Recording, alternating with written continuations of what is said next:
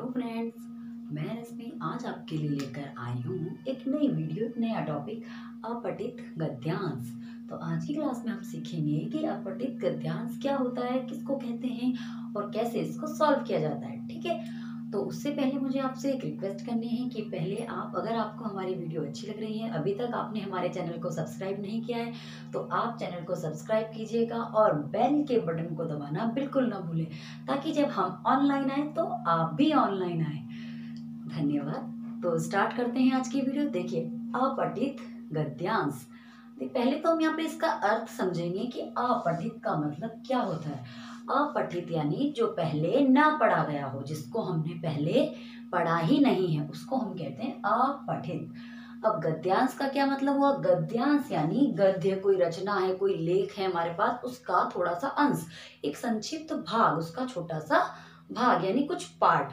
अगर हमारे पास एक बुक है, एक पैराग्राफ है, उसका छोटा सा हमने भाग ले रखा है, तो उसको हम कहेंगे गद्यांश। गद्य नाम से ही पता चल रहा है, गद्य यानी गद्य का अंश यानी भाग, थोड़ा सा भाग। तो अपठित का मतलब हो गया जो हमने पहले नहीं पढ़ा है, उस भाग को हम पढ़ेंगे। ठीक है, तो देखिए पहले इसकी परिभाषा हम देख लेते हैं कि अपठित की परिभाषा क्या होती है। अपठित गद्यांश की, पहले ना पढ़ा गया गद्यांश अपठित गद्यांश कहलाता है। जैसे मैंने भी बताया, अपठित, पहले अगर हम किसी भी टॉपिक को जब हम पढ़ रहे हैं तो पहले हमें उसका अर्थ जानना बहुत जरूरी होता है।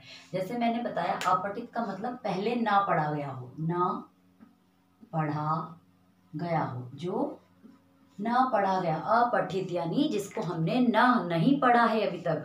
और गद्यांश यानी किसी लेख, कोई रचना, उसका कुछ अंश, उसका कुछ भाग या उसका संक्षिप्त भाग, छोटा सा भाग, तो उसको कहते हैं गद्यांश। अपठित गद्यांश यानी हमारे पास एक पैराग्राफ होता है ना, वो हमने पहले पढ़ा ही नहीं है आज तक, तो उसको पढ़कर और फिर हमें क्वेश्चन सॉल्व करने होते हैं, उसको हम कहते हैं अपठित गद्यांश। और परिभाषा है, पहले ना पढ़ा गया गद्यांश अपठित गद्यांश कहलाता है।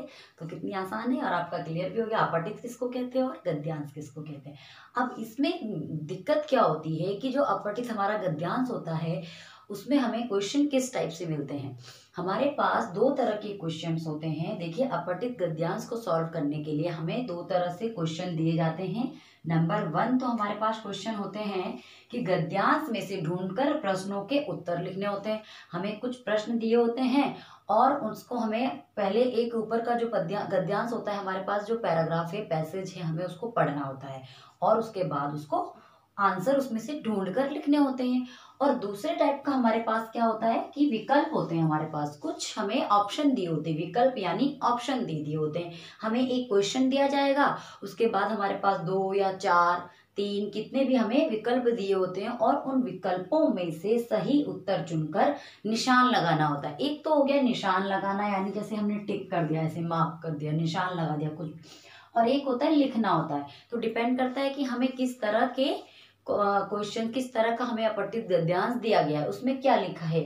ठीक है, तो ऐसा लिखा है कि ढूंढकर हमें प्रश्न लिखने हैं, खुद अपने आप लिखने, या तो ऐसा दिया होता है कि हमें विकल्प दिए गए हैं और उसमें से हमें उत्तर, सही उत्तर पे निशान लगाना है। पहले, सबसे पहला तो हमारा इसमें काम होगा कि हमें जो है पूरे गद्यांश को पढ़ना होता है, पैराग्राफ को पूरा हमें पढ़ना होता है। उसके बाद विकल्प में से सही उत्तर चुनकर निशान लगाने होते हैं। जो हमारे क्वेश्चंस होते हैं वो इस तरह के आते हैं, दो तरह के। एक तो हो गया गद्यांश में से हमें ढूंढकर प्रश्नों के उत्तर लिखने, और एक हो गया कि हमें उत्तर किस में से ढूंढने हैं, गद्यांश को पढ़कर विकल्पों में से उत्तर ढूंढने हैं। ये वाला हो गया हमारा सेकंड, कि विकल्प में से हमें आंसर ढूंढ के लिखने हैं।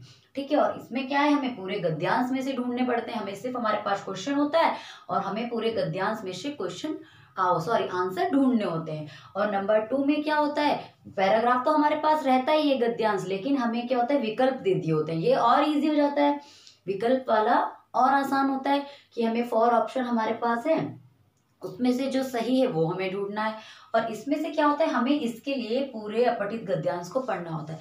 तो अपठित गद्यांश को सॉल्व करते समय हमें कुछ बातों का ध्यान रखना पड़ता है। अगर हम किसी भी अपठित गद्यांश को सॉल्व कर रहे हैं तो हमें कुछ 3-4 बातें हैं, ज्यादा नहीं, वो ध्यान रखनी होती है। पहली चीज क्या है कि हम जब भी हम सॉल्व कर रहे होते हैं अपठित गद्यांश को, तो हमें उसको 2 से 3 बार पढ़ना चाहिए। क्या करना चाहिए, 2 से 3 बार पढ़ा जाना चाहिए उसको। हमें जरूरत है कि जो हमारे पास अपठित गद्यांश है, ये कुछ बातें हैं जो हमें अपठित गद्यांश को सॉल्व करते समय या उसको हल करते समय हमें ध्यान में रखनी है कि 2 या 3 बार पढ़ा जाना चाहिए। जो हमें गद्यांश दिया है हमें उसको ऐसे नहीं हमने एक बार रीड किया और छोड़ दिया, कम से कम 2 से 3 बार उसको पढ़ना है। पहली बात हमें ये याद रखनी है। दूसरी बात हमें याद रखनी है कि जो हम अपने उत्तर उसमें लिखेंगे उसको कैसे लिखेंगे, उत्तर संक्षेप में लिखने हैं। संक्षेप यानी छोटा छोटे, हमें अपने उत्तर कैसे लिखने हैं, उत्तर संक्षेप में लिखना। दूसरी बात हमें याद रखनी है कि हमें अपने उत्तर कैसे लिखने हैं, संक्षेप में लिखना है, या इसको आप ऐसे भी याद कर सकते हो कि छोटे छोटे लिखना है। छोटे छोटे वाक्यों में हमें अपने आंसर को लिखना है। दूसरी बात क्या याद रखनी है, छोटे छोटे वाक्यों में उत्तर दें। किसको पढ़कर, गद्यांश को पढ़कर जो हमें अपने उत्तर हैं वो कैसे देने हैं, छोटे छोटे वाक्यों में उत्तर देने हैं और उत्तर संक्षेप में, और 2 से 3 बार हमें अपने जो हमारे पास गद्यांश है उसको पढ़ना है। ये थोड़ी सी कुछ बातें हैं जो हमें याद रखनी है और फिर हम इजीली अपठित गद्यांश को सॉल्व कर सकते हैं। और एक और चीज है जो बहुत इंपॉर्टेंट चीज है वो ये कि जब हम आंसर दे रहे हैं तो हमारा आंसर कैसा होना चाहिए, अपठित गद्यांश पर आधारित। जो हमारे उत्तर हैं वो किस पर आधारित होने चाहिए, गद्यांश पर आधारित उत्तर देने हैं हमें, अपनी मर्जी से कुछ नहीं। हमें क्या करना है, गद्यांश पर आधारित उत्तर लिखने हैं या उत्तर देने हैं। ठीक है, उत्तर लिखने हैं कैसे, गद्यांश पर आधारित। अब मान लो हमें दे रखे हैं वृक्षों के बारे में, हमें कोई गद्यांश दे दिया गया है कि वृक्षों से हमें बहुत लाभ होते हैं, हमें लकड़ी मिलती है, वृक्षों से हमें छाया मिलती है, हमें पानी मिलता है। ठीक है, अब हमें वृक्षों के बारे में एक गद्यांश में 5 लाइन दे दी है और हमें तो बहुत ज़्यादा पता है, हमारे पास नॉलेज बहुत ज़्यादा है, तो हमें जो क्वेश्चन पूछा है हम उसमें अपनी तरफ से अपनी नॉलेज नहीं डालनी है। हमें ध्यान क्या रखना है कि गद्यांश पर आधारित उत्तर देने हैं। हमें अपना आंसर जो हमारे गद्यांश में लिखा हुआ है, हम कोशिश हमें यही करनी है कि हम वहीं से छांट कर लिखें। ठीक है, तो हमारे आंसर कैसे होने चाहिए, गद्यांश पर आधारित होने चाहिए और छोटे छोटे वाक्यों में हमें अपने उत्तर देने हैं और अपने गद्यांश को हमें 2 से 3 बार पढ़ना है। अब आपने एक बात नोट की कि मैं 2 से 3 बार पढ़ने के लिए क्यों कह रही हूँ, ताकि हम जो हमारे गद्यांश का मूल भाव है उसको हम अच्छे से समझ लें। अब ये मूल भाव क्या होता है, यानी उसका अर्थ कि वो किस बारे में बात कर रहा है। एक गद्यांश जब हमारे पास पढ़ने के लिए आता है तो उसमें किसी भी एक टॉपिक को ले लिया जाता है और उसी पर आधारित उसमें बातें होती हैं। कोई भी टॉपिक एक ले लिया तो 2 से 3 बार पढ़ने का हमारा यहाँ पे मतलब यही है कि हम उसके मूल भाव को समझ लेंगे कि भाई इसमें किस चीज के बारे में बातें हो रही है, क्या बातें हो रही है, कहानी क्या है। ठीक है, और फिर उसको पढ़कर अगर हमसे क्वेश्चन में पूछ लिया जाए कि इसका शीर्षक क्या है या हेडिंग क्या है इस गद्यांश की, तो वो लिखने में हमें कोई प्रॉब्लम नहीं होगी फिर। तो ये हम तभी सॉल्व कर सकते हैं जब हम अपने गद्यांश को 2 से 3 बार पढ़ेंगे और तभी हम उसका मूल भाव को अच्छी तरह से समझ सकते हैं। तो ये कुछ बातें हैं जो गद्यांश को करते समय हमें, जब इसको हम हल करते हैं तो हमें ध्यान में रखनी है। 2 से 3 बार पढ़ना है, छोटे छोटे वाक्यों में आंसर लिखने हैं और आंसर हमारे कैसे होने चाहिए, गद्यांश पर आधारित आंसर होने चाहिए। ठीक है, तो ज्यादा इसमें कुछ नहीं है, यही हमें ध्यान रखना है इसमें। और किसको कहते हैं, जो पहले ना पढ़ा गया उसको कहते हैं अपठित गद्यांश। तो एक हम यहाँ पर अभी सॉल्व कर लेते हैं, एक अपठित गद्यांश मैं आपको एग्जाम्पल के तौर पर, उदाहरण के लिए सॉल्व करके दिखाती हूँ कि किस तरह से हमें सॉल्व करना है। तो देखते हैं, अब हम एक अपठित गद्यांश ले लेते हैं। आइए अब हम देखते हैं अपठित गद्यांश। तो ये देखिए, ये हमारे पास एक अपठित गद्यांश है। अब हम इसको सॉल्व करके देखते हैं। ठीक है, देखिए, एक टोपी वाला था, वह टोपियां बेचता था। एक दिन वह एक पेड़ के नीचे सो गया। उस पेड़ पर बहुत सारे बंदर रहते थे। बंदरों ने उसकी टोपियां उठाकर पहन ली। जब वह जगा तो उसने देखा कि बंदर उसकी टोपी पहने हुए हैं। उसने अपनी टोपी उतारकर जमीन पर फेंक दी। बंदरों ने भी अपनी अपनी टोपियां उतारकर फेंक दी। एक बार इसको पढ़ने से हमें कुछ पता नहीं चलेगा, स्टोरी हमें आधी समझ आएगी आधी नहीं, लेकिन मैंने बताया था कि इसको हम सॉल्व करेंगे तो कम से कम हमें 2 से 3 बार इसको पढ़ना है। ठीक है, अब देखिए, एक बार हम फिर से इसको रीड करेंगे तो हमें जल्दी ये समझ में आएगा, इसका मूल भाव समझ में आएगा कि स्टोरी किस पे आधारित है, क्या इस स्टोरी में हमें बताया जा रहा है। देखिए, एक टोपी वाला था वह टोपियां बेचता था और एक दिन वह एक पेड़ के नीचे सो गया और उस पेड़ पर बहुत सारे बंदर रहते थे।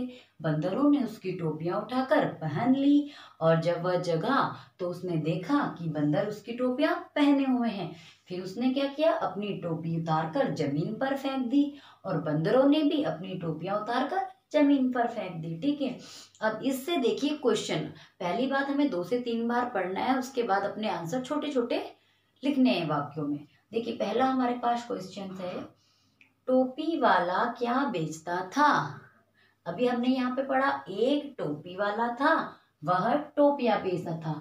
वह किसके लिए यूज हो रहा है, ये टोपी वाले के लिए। ठीक है, टोपियां बेचता था, तो अब हमें पता लग गया है कि टोपी वाला क्या बेचता था, टोपियां। तो हम अपना छोटा सा आंसर लिखेंगे, टोपी वाला क्या बेचता था। तो हम लिखेंगे यहाँ पर टोपी वाला क्या बेचता था। हमें पता लग गया है, हमने पढ़ लिया है, एक टोपी वाला था वो टोपियां बेचता था। तो हम लिखेंगे टोपी वाला टोपियां बेचता था, टोपियां बेचता था। ठीक है, टोपी यानी जो पहनने वाली कैप होती है ना, वो टोपी वाला टोपियां बेचता था। अब हम दूसरे क्वेश्चन पे आते हैं अपने, बंदर कहाँ रहते थे। हमें क्या ढूंढना है, बंदर कहाँ रहते थे।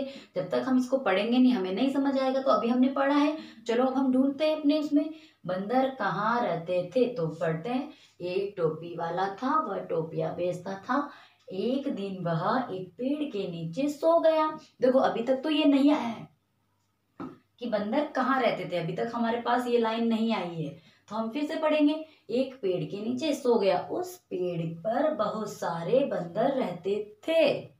अभी हमसे क्या क्वेश्चन किया गया, बंदर कहाँ रहते थे। तो अभी हमने यहाँ पे देखा बंदर रहते थे, है ना, तो हमें आंसर मिल गया कि उस पेड़ पर बहुत सारे बंदर रहते थे, है ना। तो बंदर कहाँ रहते थे, अब हमें पता लग गया है कि बंदर पेड़ पर रहते थे। कितना इजी है, बंदर। अब हम यहाँ पे लिख लेंगे इसको, जैसा हमसे क्वेश्चन पूछा गया है उसी टाइप से हमें आंसर, जैसे यहाँ था टोपी वाला क्या बेचता था, तो हमें आंसर भी अपना उसी छोटी लाइन में देना है कि टोपी वाला टोपियां बेचता था, छोटे छोटे वाक्यों में, है ना। बंदर कहाँ रहते थे, अब हम लिख देंगे बंदर पेड़ पर रहते थे। देखो पेड़ पर रहते थे, कितना आसान है ना। एक गद्यांश से आंसर ढूंढना हमारे लिए कितना आसान हो गया, देखिए कुछ भी नहीं है। बंदर कहाँ रहते थे, पेड़ पर रहते थे। अब हमारे पास एक और क्वेश्चन है, हम इसको भी सॉल्व करेंगे अभी। टोपी वाले ने टोपी उतार कर कहाँ फेंकी, है ना। तो अब चलो फिर से हम पढ़ना स्टार्ट करते हैं। एक टोपी वाला था, वह टोपियां बेचता था। एक दिन वह एक पेड़ के नीचे सो गया, उस पेड़ पर बहुत सारे बंदर रहते थे। हमें तब तक पढ़ते रहना है जब तक हमारा आंसर नहीं मिलेगा हमें, है ना। तो हमारा क्वेश्चन क्या था, टोपी वाले ने टोपी उतार कर कहाँ फेंकी। अब हमें ये ढूंढना है कि कहाँ फेंकी है टोपियां। फिर से स्टार्ट करेंगे पढ़ना, बंदरों ने उसकी टोपियां उठाकर पहन ली हैं। जब वह जगा तो उसने देखा कि बंदर उसकी टोपी पहने हुए हैं। उसने अपनी टोपी उतारकर जमीन पर फेंक दी। देखो उसने अपनी टोपी उतारकर जमीन पर फेंक दी। हमारा क्वेश्चन क्या था, टोपी वाले ने टोपी उतारकर कहाँ फेंकी। तो हमें आंसर मिल गया है, कहाँ पर फेंकी है, बिल्कुल सही, जमीन पर फेंकी है, उतारकर जमीन पर फेंक दी। हम आंसर लिख लेंगे अपना। फिर हमें सेम चेक करना है कि हमारा क्वेश्चन किस तरीके से, क्वेश्चन में लिखा है टोपी वाले ने टोपी उतारकर कहाँ फेंकी, तो सेम यही लिखेंगे, टोपी उतारकर कहाँ फेंकी, जमीन पर फेंक दी। अब हम लिख लेंगे इसको, जमीन पर फेंकी। अब यहाँ लिखा है फेंक दी, लेकिन हम चेक करेंगे कि हमारे क्वेश्चन में क्या लिखा है।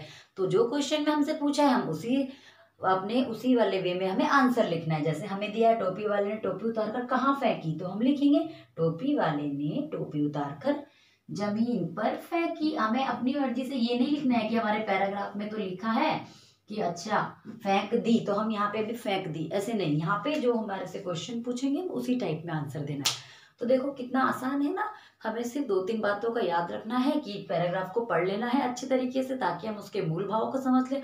अब जब हमने इस पैराग्राफ को पढ़ा तो हमें समझ में आया कि एक स्टोरी है। इसमें एक टोपी वाला है, वो अपनी टोपियाँ बेचता है ना। और बंदर क्या करते हैं, उसका शैतानी करते हैं, उसकी टोपी पहन लेते हैं जब वो सो जाता है पेड़ के नीचे, है ना। फिर वो देखता है कि बंदर उसकी टोपियां पहन के खड़े हैं। फिर वो क्या करता है, एक चालाकी करता है, वो टोपियां सारी निकाल के फेंक देता है। बंदर देखते हैं, अच्छा बंदर तो कॉपी करते हैं ना इंसान को, देखते हैं कि सामने वाला क्या कर रहा है, वैसी हरकतें करना स्टार्ट कर देते हैं। नकलची होते हैं ना बंदर। तो उसने अपनी टोपी उतार के जमीन पे फेंकी, बंदरों ने भी सारी उतारी और जमीन पर फेंक दी। तो जब हमने ये बार बार इसको रिपीट किया, पढ़ा, तो हमें समझ में आ गई ये स्टोरी, ये तो एक कहानी है। ठीक है, तो उसी के अकॉर्डिंग हमने फिर क्या किया, अपने आंसर छोटी छोटी हमने लाइन में लिखे। अब देखो यहाँ है कि बंदर कहाँ रहते थे, तो इसमें कितना लंबा लिखा है कि उस पेड़ पर बहुत सारे बंदर रहते। तो हमें ये सेम नहीं उतारना है कि हाँ हमें मिल गया बंदर रहते थे, बात हो गई, यहाँ पे रहते थे आए, यहाँ पे भी रहते थे, तो हम यहाँ से यहाँ तक इस लाइन को हम कॉपी कर लेंगे। हम ऐसा नहीं करेंगे। हमें क्या ध्यान रखना है कि हमारा जो प्रश्न हमसे पूछा गया है वो कितना पूछा गया है, कैसे, और उसी के अकॉर्डिंग हमें अपना आंसर लिखना है। छोटे छोटे वाक्यों में मैंने बताया था कि हमें अपने उत्तर कैसे लिखने हैं, छोटे छोटे वाक्यों में संक्षेप में आंसर देना है। तो देखो इसमें भी हमने छोटा सा आंसर लिखा है, सेम क्वेश्चन है। यहाँ पे तो लिखा है कि उसने अपनी टोपी उतार कर जमीन पर फेंक दी, लेकिन हमने ऐसे नहीं लिखा ना। हमसे जैसे क्वेश्चन यहाँ पे हम ये थोड़ा लिखेंगे उसने टोपी उतार कर जमीन पर फेंक दी, है ना। हम यहाँ क्या लिखेंगे, हम देखना है कि हमारा क्वेश्चन, हमें प्रश्न किस प्रकार से पूछा गया है, फिर हमें आंसर देना है। ठीक है, तो इसको समझने के बाद अपठित गद्यांश भी आपके लिए बहुत आसान हो गया होगा। हमें 2-3 बातों का यही याद रखना है, इसमें ज़्यादा कुछ नहीं है याद रखने के लिए। और ये तो आप इस वीडियो को देखते देखते यही समझ गए होंगे। तो ये था आज के लिए, इतना ही। धन्यवाद।